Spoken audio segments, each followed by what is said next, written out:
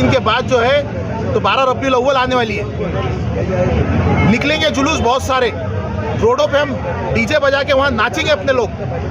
ये मुस्लिम नौजवान डीजे पे नाचने वाले बन गए, मगर आप आशिक रसूल है तो यहाँ क्यों नहीं आ रहे? हमारे नाम की मोहताज है बीजेपी, हमारे नाम की मोहताज है। अगर से हमारा नाम लेना छोड़ देगी ना तो ये बीजेपी के हाथ में कटोरा आ जाएगा, कटोरा। जिस मुसलमान के दिल में तकलीफ़ नहीं होती है और वो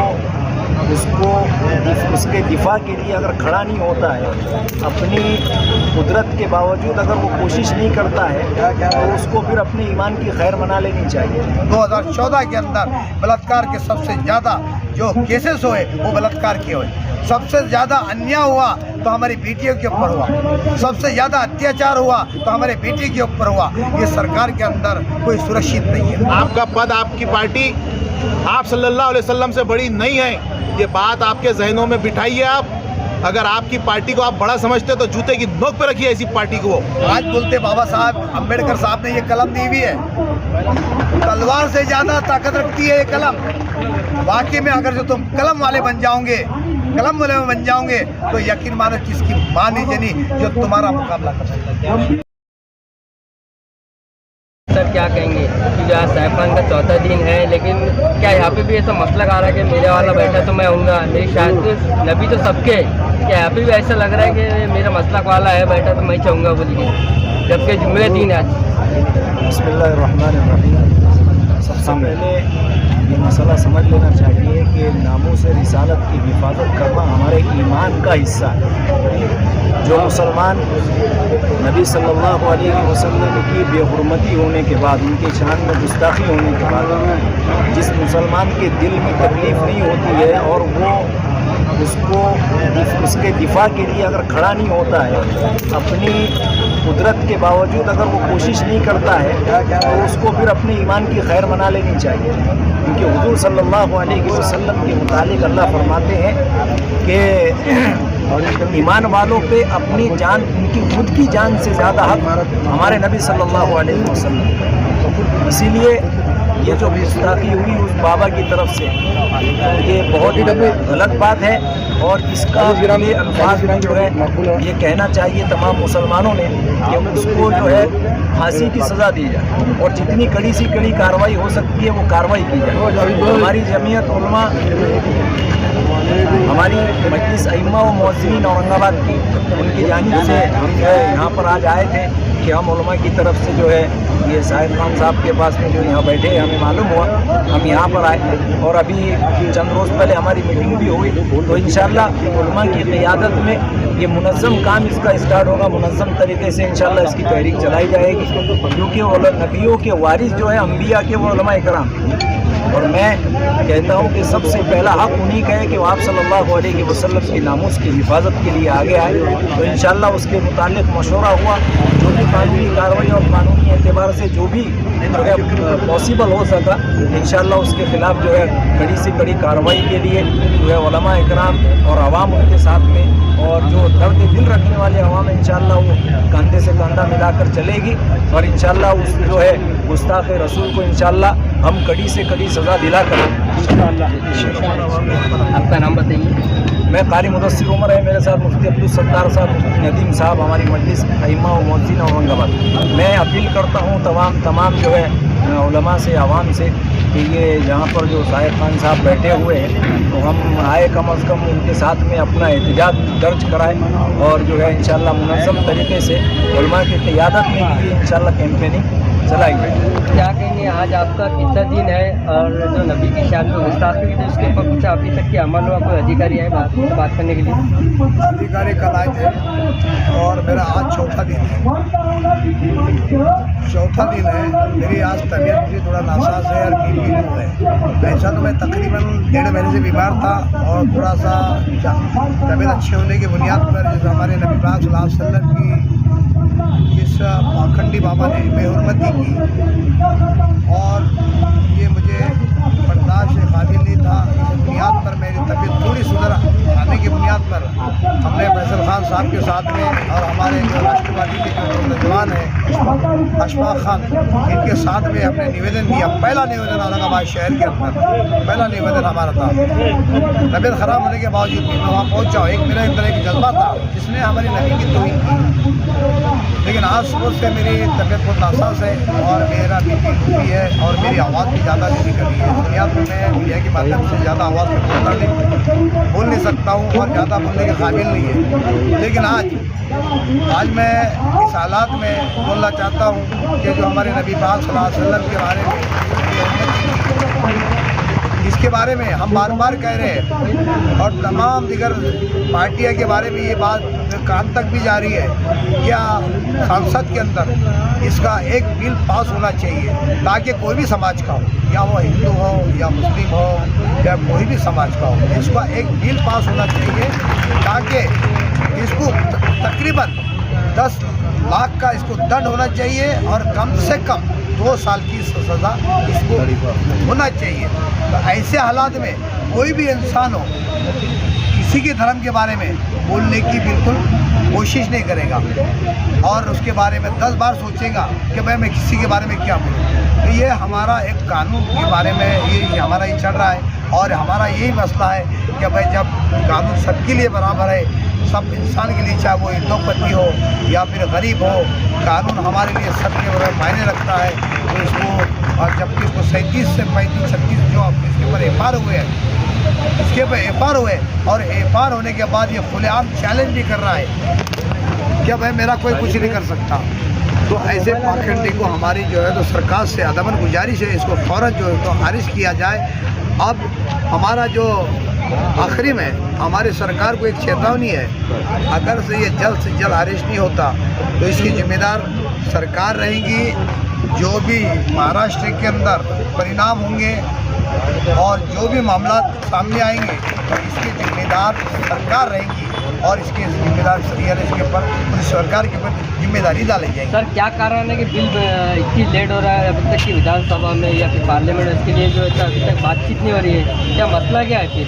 ये देखो, सबसे पहले बात तो हमारे माननीय मुख्यमंत्री राजकारण हो रहा है इसमें भी एकनाथ शिंदे जी, उनको समझना चाहिए। लगता है उन्होंने संविधान के बारे में उसकी कुछ माहिती नहीं ली और संविधान का उनको कुछ जानकारी नहीं है। सबसे पहले तो इन्होंने जो है तो यानी जब शपथ ली थी, जब मुख्यमंत्री शपथ ली थी, इन्होंने बहुत बड़ी कसम खाई थी और ऐसी कसम खाई थी कि मैं न्याय दिलाने का काम करूँगा और सर्व के लिए मैं एक सक्षम इस पर काम करूँगा, लेकिन वो भूल गए। मुख्यमंत्री जी वो भूल गए, उनको याद नहीं रहा शायद, लेकिन मैं मीडिया के माध्यम से उनको याद दिलाना चाहता हूँ, मुख्यमंत्री जी आपने कसम खाई थी मैं बराबर सबके लिए न्याय का काम करूँगा और सबको न्याय दिलाने का काम करूँगा। अब अन्याय कर रहे हैं आप, न्याय तो नहीं लेकिन अन्याय कर रहे हैं। एक तरफा आप जो है आप ही जैसा राजकारण, आप ही जो तो आने वाले विधानसभा का इलेक्शन है, विधानसभा का इलेक्शन है, आज हमारी बेटियों के ऊपर बलात्कार हो रहा, तमाम हर जगह ये मामला हो रही और सरकार कहती है बेटी बचाओ बेटी पढ़ाओ, हम बेटी की रक्षा करेंगे। लेकिन आज मैं देखता हूँ 2014 के अंदर बलात्कार के सबसे ज़्यादा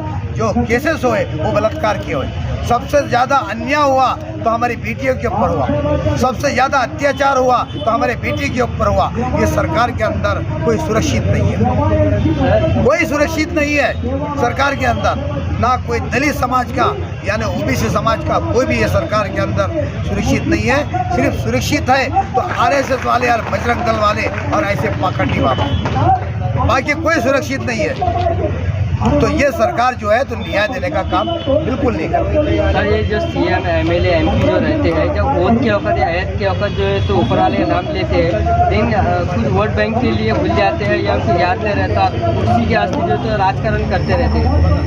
देखो, मैं पहली बात तो आपको मीडिया के माध्यम से बताना चाहता हूँ, हम पूरे हिंदुस्तान के अंदर अमन और सुकून चाहते हैं, भाईचारगी चाहते हैं, आपस में जो है तो जोड़ पैदा चाहते हैं, या भाईचारगी चाहते हैं। तो आने वाले जो पाखंडी राजकारणी लोग हैं, जो इनको पता ही नहीं है, ये जो राजकारणी लोग हैं ये अपना वोट बैंक के लिए जातिवाद, भेदभाव, मस्जिद मंदिर यही करते रहते हैं। अगर से मैं बोलता हूँ BJP सरकार को सबसे पहली बात, अगर से तेरे में दम है ना BJP, तो वाकई में अपने आप को बहुत ऊंचे लेवल की पार्टी बोलती है ना। इलेक्शन विकास के नाम पर लड़के बता, मुद्दे के नाम पर लड़के बता, मान लो तो सिर्फ धर्म के नाम पे जो तो इलेक्शन लड़ती है। हमारे नाम की मोहताज है बीजेपी, हमारे नाम की मोहताज है। अगर से हमारा नाम लेना छोड़ देंगी ना तो ये बीजेपी के हाथ में कटोरा आ जाएगा, कटोरा, सिर्फ कटोरा आ जाएगा। छोड़ देना, मान लूँगा वाकई में। अमित शाह जी, मोदी जी, आपको बोल रहा हूँ, आप सिर्फ मुसलमानों का और मस्जिदों का नाम लेना छोड़ दें तो कसम खाकर बोलता हूँ ये भीख मांगने, इनके नेता भीख मांगने लग गए। सर जैसा कि एक्स MP इम्तियाज जलील साहब ने, क्योंकि आप जो बैठे आप कुछ सियासी मफाद के वास्ते नहीं बैठे, आप जो तो नबी की शान में जो गुस्ताखी हुई, एक नामुद ने जो एक बदबक ने जो कहा है उसके वास्ते बैठे, तो आपके पास आए समर्थन की बातचीत करें या हम आपके साथ हैं। MP साहब की बात करें। देखो, मेरे को MP साहब के ऊपर कोई बहुतान नहीं लगाना है। मेरे कलमे के हिसाब से मेरे भाई है, वो मेरे भाई है, मैं ईमान वाला हूँ। और ये जो है जो मंडप है गुलाम रसूल का है। जो हमारे फैसल खान जो 3 दिन से चिल्ला कर कह रहे हैं, ये किसी समाजवादी पार्टी का नहीं है, किसी राष्ट्रवादी पार्टी का नहीं है, किसी MIM पार्टी का नहीं है, किसी कांग्रेस पार्टी का नहीं है, तमाम किसी पार्टी का नहीं है। यह है आशिक रसूल का मंडप है। अगर से जिसके अंदर तड़प होंगी और वाकई में अपने आप को आशिक रसूल कहते हैं, दावे करते और जुलूस निकालते और शोर शराबा करते, ये शोर शराबा और रोड पे आना हमारा मकसद नहीं है। हमको कानून को हाथ में नहीं लेना है, हमको संविधान के दायरे में काम करना है। आज बोलते बाबा साहब अम्बेडकर साहब ने ये कलम दी हुई है, तलवार से ज़्यादा ताकत रखती है ये कलम। वाकई में अगर जो तुम कलम वाले बन जाओगे, कलम वाले में बन जाओगे तो यकीन मानो किसकी माँ नहीं जनी जो तुम्हारा मुकाबला कर सकती है। इसकी ताकत नहीं है, तुम्हारा मुकाबला करेगी, लेकिन तुम्हारे हाथ में कलम उठाना होगा। कलम से तुमको रोड पे नहीं आना होगा। ये इंस्टाग्राम, ये स्टेजेस के ऊपर रखकर ये मत करो मेरे भाई। उल्टा तुम्हारे ऊपर जो है तो ये कानून दबाव लाएगा, तुम पर प्रेशर लाएगा। आज देखो 1984 का एक इतिहास गवाह है, जब सरदार जी इंदिरा गांधी के ऊपर जब इन्होंने हमला किया था तो पूरे सरदार जी छुपने के लिए पूरे जगह जगह ढूंढ रहे थे, इनको पनाह नहीं मिल रही थी। और जब मामला ठंडा हुआ, ये इतिहास बता रहा हूँ 84 का, आप जानते हैं या नहीं जानते, जब उनके ऊपर हमले हुए उन्होंने एक बनाया, अपने बच्चे को ड्राइवर नहीं बनाना है, अपने बच्चे को शेतकारी नहीं बनाना है, अपने बच्चे को जो तो IAS ऑफिसर बनाना है। आज देख लो उनकी चंद मुट्ठी भर लोग हैं लेकिन वो ताकत रखते। मैं मुसलमानों से भी अपील कर रहा हूँ, तमाम मेरे नौजवानों सुधर जाओ। रात में तुम जागते हो 2-2, 3-3 बजे तक, ये इंस्टाग्राम चलाते हो, इससे हमारा समाधान नहीं होगा। हमको कानूनी लड़ाई लड़ना होगी, कानून के हित के अंदर हमको काम करना होगा। और जैसा बाबा साहब अम्बेडकर ने हमको जो संविधान दिया है उसके दायरे में चलते हुए हमको कानून की मदद लेते हुए तुम कलम चलाना सीखो, वो दूर दिन नहीं है। अगर हर आदमी अपने कलम से काम करेगा, ये पाखंडी का बाप भी गिरफ्तार होगा। सर एक आखिरी सवाल है, जो बीजेपी, जो मुसलमान जो बीजेपी में है, शिंदे गुट में है, अजीत पवार गुट में है, तो वो लोगों ने आके आपसे बातचीत में समर्थन लिए, क्या वो मफाद के आपकी पार्टी में बैठे और आपसे मुलाकात या विजिट नहीं करते? देखो मेरे तमाम मुसलमानों से, देखो नगर वालों को तो मैं मुबारकबाद देता हूँ, और पूना वालों को भी, ये 2 शहरों के पूना वाले और नगर जिले के लोगों ने माशाअल्लाह ऐसा ही जज्बा मुसलमानों के अंदर होना चाहिए। जो पाखंडी लोगों के जो साथ दे रहे हैं, आप कई मुसलमान बीजेपी के अंदर भी, मैं उनको ना ये सियासी बात करने का मेरा मौका नहीं है और इसके अंदर कोई सियासी करना है मेरे को। ये मेरे नबी पाक सल्लल्लाहु अलैहि वसल्लम के हम उनके उसमें तोफेल में हम बैठे हैं। लेकिन आज सुन लो, ये शिंदे सरकार को आज बर्खास्त करना चाहिए मुसलमानों, ये मेरा कहना है। जो सरकार ने जिसको पनाह दी है, जो एक गुनहगार को पनाह दी है और एक पाखंडी को पनाह दी, तो ऐसी सरकार का मुसलमानों ने बायकॉट करना चाहिए। क्योंकि हमारे नबी की खातिर, ये सियासत की बात नहीं कर रहा हूँ मैं, ये हमारी नबी की खातिर, ये हमारी नबी की तौहीन हुई। और आप भी मुसलमान हो, हम भी मुसलमान हो, ये तमाम पूरे दुनिया के मुल्क, जिन्हें तमाम जितने भी है यानी आज मशरिक़ से लेकर मगरिब तक पूरे तमाम जो मुसलमानों की जो है तो तौहीन है, मुसलमानों के नबी की तौहीन है, हम बर्दाश्त नहीं कर सकते। जो ऐसे नबी की शान में जिसने अल्लाह ने पूरे कायनात को बनाया, पूरे निज़ाम को बनाया, उसके तोफ़ेल में अल्लाह ने जिसको जो ज़मीन और आसमान को बनाया, चाँद और सूरज को बनाया, ऐसी नबी की जो तौहीन हम बर्दाश्त नहीं कर सकते। जो नबी का हमको एक पैगाम है, जो हमारा पड़ोसी गैर मुस्लिम भी है या कोई भी समाज का हो, अगर से वो भूखा है तो तुम्हारी इबादत कबूल काबिल कबूलत नहीं है, ना तुम्हारी हज कबूल है, या चाहे वो कोई भी मज़हब का हो।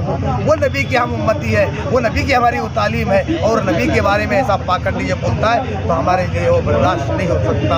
ऐसे कि हम मुखालिफ करेंगे चाहे हमारी यहाँ जान है। सर आज आप पार्टियों का समर्थन है, संगठन का समर्थन है तमाम हमें वो अभी एक पार्टी ने जो BRSP के जो डॉक्टर सुरेश माने तो उन्होंने हमें समर्थन किया, और राष्ट्रवादी है कौन सी पार्टी BRSP बहुजन रिपब्लिकन सोशलिस्ट पार्टी, तो इन्होंने भी हमको समर्थन किया। हमारे फैसल खान साहब है जो समाजवादी पार्टी के जो है तो शहर अध्यक्ष है, इनका भी समर्थन है।